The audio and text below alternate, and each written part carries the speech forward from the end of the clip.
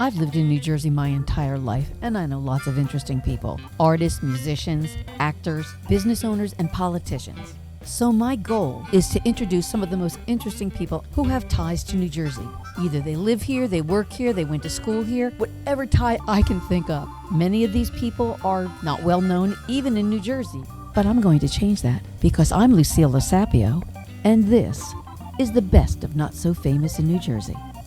You could call Pat Guadagno simply an entertainer because all of the music that he performs is what you might call cover music. But anyone who has seen him perform will say that Pat reinterprets music in a very unique fashion. His original style has really made him somewhat of an institution in New Jersey and actually in lots of other places as well, because Pat loves to do concerts, and he's done a series of concerts well beyond the boundaries of the Jersey Shore. Of course, he isn't performing now, as most live musicians are not. But I'm talking to Pat today about what really differentiates him from some other performers and how he has reacted to the coronavirus, where he sees the future of the live music industry, and what you need to think about if you want to be a professional performer like him. Pat has a website, patguadagno.com, and you can find him on YouTube on his own channel. You're going to hear a lot of background noise when we talk today because we've got cicadas and motorcycles competing with us. But I think you're going to enjoy getting into Pat Guadagno's head.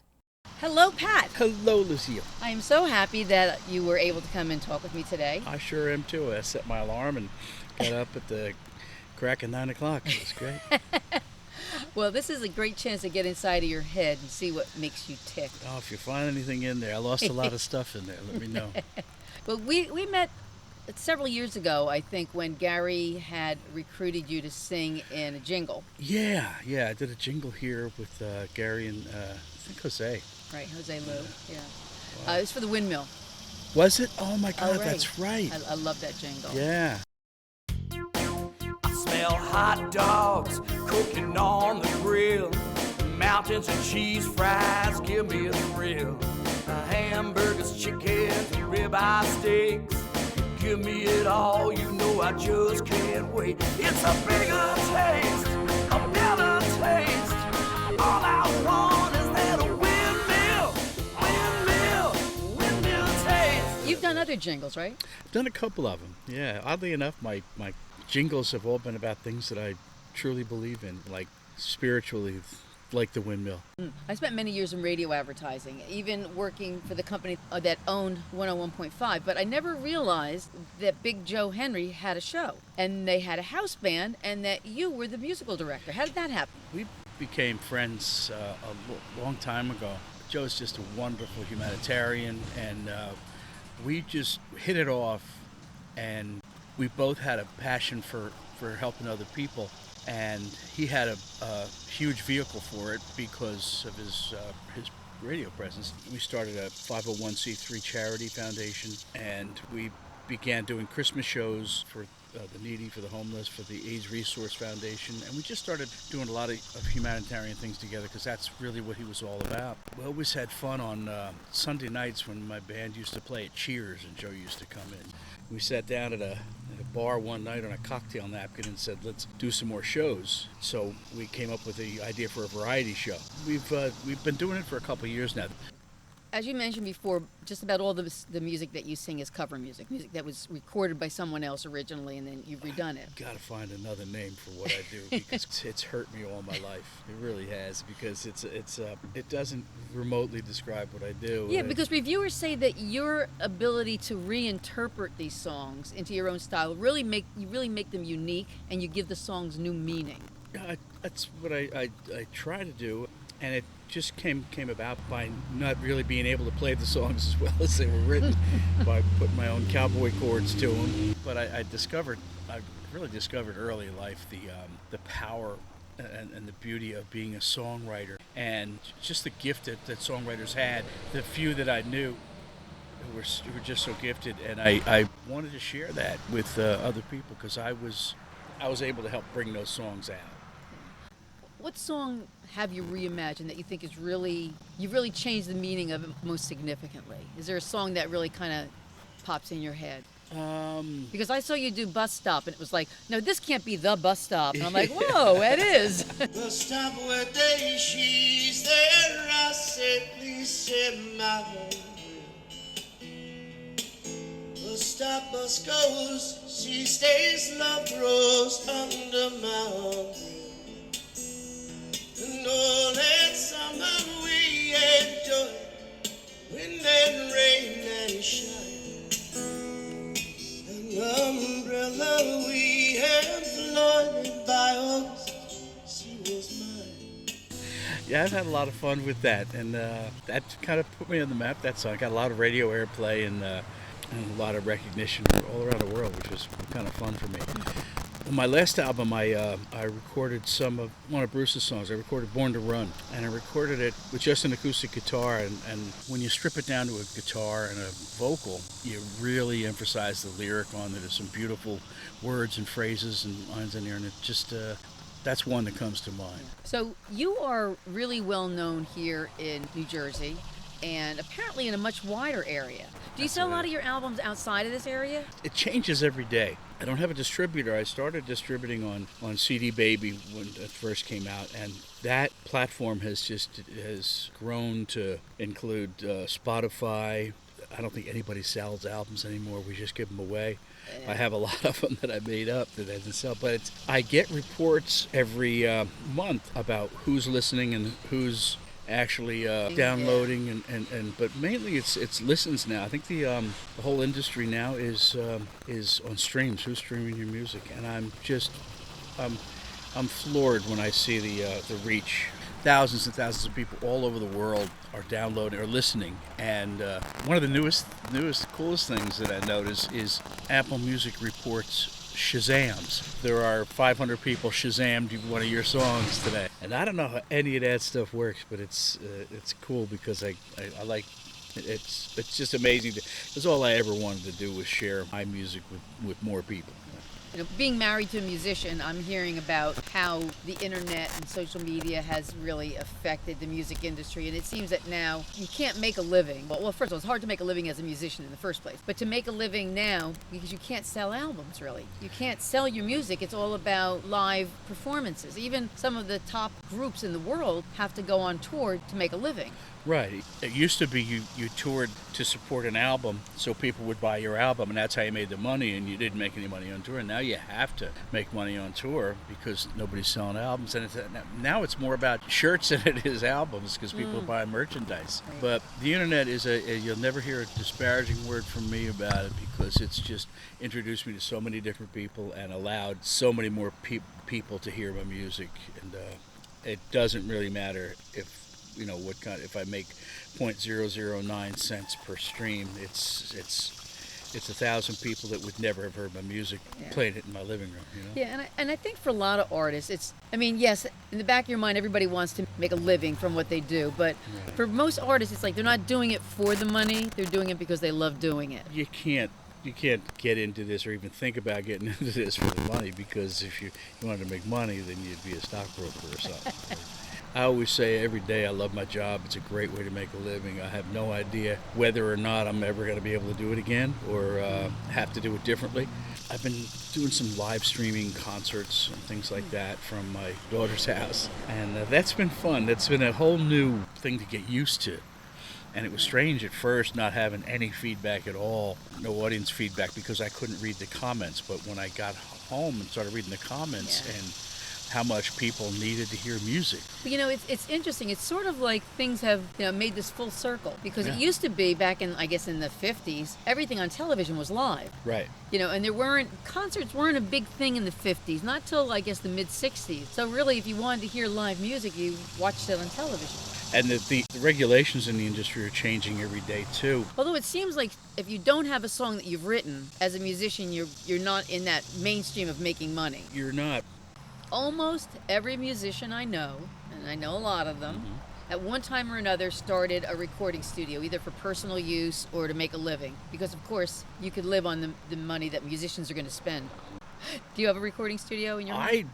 I built a small studio in my basement when I first bought a house in... That's the first thing we did in this house. Sure it put is, a studio in, yeah. And I had one growing up in my basement. I always had a tape recorder, and I built it into a full-fledged studio. And it was back in the 70s. Did you use egg cartons on the wall? Yeah, put egg cartons on the wall and all kinds of stuff like that. Bought the hottest new microphones that were out every day. And then all of a sudden, the technology started changing. I just was too lazy to keep up with it. And I found that when digital came along, I found it was so much easier to get somebody who knows about that stuff, because I just stopped learning at a certain age. And nowadays, it's like you can set up a studio for a couple $100. Yeah.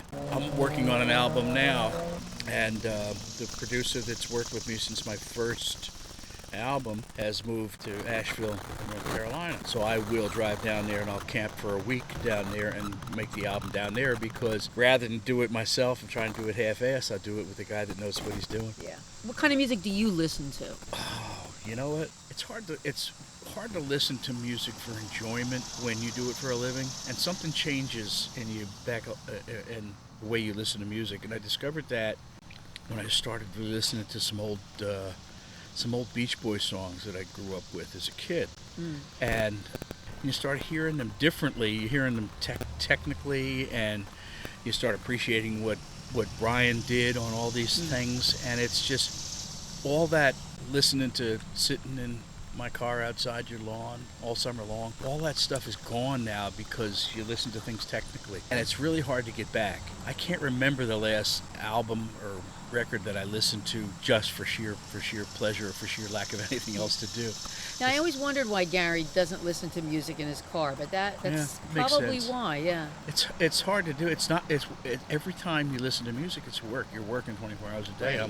When I'm working on a record, I'm listening to music and listening to the mixes. I'm listening to the chord progressions, listening to where the drums are in the mix. Yeah, you can't just enjoy it. You can't just enjoy it. And then I'll put on the 60s station. Then I'll just re-listen to the stuff I listened to as a kid. It does have the ability to take you back sometimes. Well, I love the fact that rather than trying to pump up your image based on who you've shared the stage with, some real legends like Stevie Ray Vaughan and Peter, Paul and Mary, B.B. King, you make a point on your website of admitting that, quote, none of them were aware of your presence. Yeah. So are you naturally self-effacing, or are you hoping that one of them will come forward and acknowledge you? No, I am to a point. That was kind of a joke, because I've had, on rare occasions, I have made lasting relationships with a lot of the people that I had opened up for. When I first started out, it was a badge of honor. It was always a badge of honor to share a stage with somebody. But when you get down in the reality of it, we opened for... She was 16 when she had her first hit. She was out touring again. I can't remember her name. It's probably better I don't say it, because her producer told us as we were warming up that we were not allowed to make eye contact with her when she came on stage. We were to have no contact with her at all, not to talk to her, and not to have eye contact with her. So that's the kind of world that is when you're opening up for people. I opened the show for Keb Mo.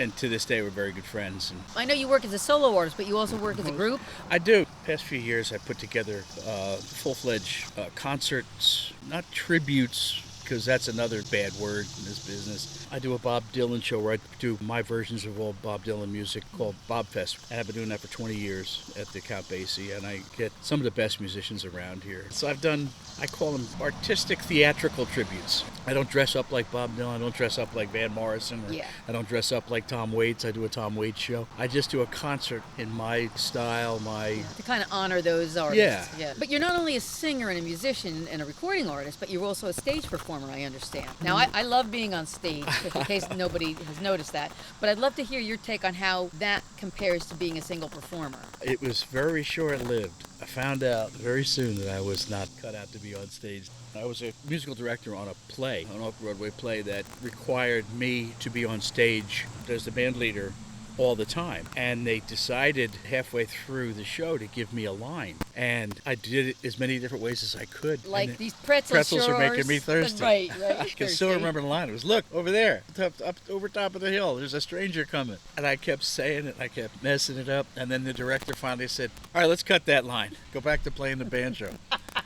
I'd never understood the term Tech Week. I didn't know what that was. But for anyone who's ever been in the theater, man, it's an amazing time. It's hard. It's the hardest work you'll ever do in your life. Of course, everybody now is dealing with the coronavirus, so live performances are rare, if at all. But even before this happened, venues for bands and even solo performers were getting fewer and fewer, and audiences were getting older and older. So where do you see the future of live music? It's hard to imagine. I can't see a theater opening in the next year or two.